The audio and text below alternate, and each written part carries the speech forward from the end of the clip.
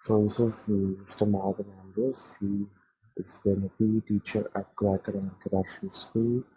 And so, Mr. Ambrose, can you tell us what is the scope of physical education? The physical education is just a small branch in the entire segment of the sports industry. Okay, sports has a lot of scope in it. It's not just athletes and performance. When it comes to job, there is jobs related to fitness, managing teams, sports injuries, then sports psychologists are there. So it's a huge thing. In that, physical education is just a small dot in it, where one stream of people who like to teach with students choose it.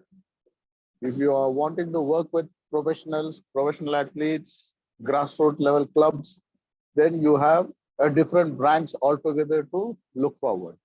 And if you are planning to join something with sports as a sports scientist, then you have a different segment.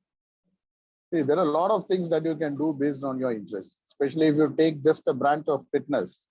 It has a course specifically for strength and conditioning, then for flexibility alone, then for stretches alone. There are lots of things that come into each one based on your interest. Students study if they are interested in this field.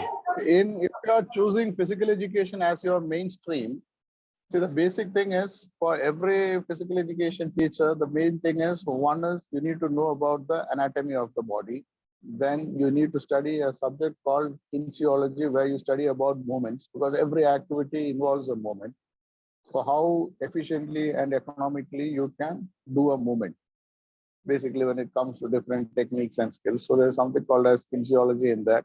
And then the one more element is the sports psychology, where you start working with the brain of the student.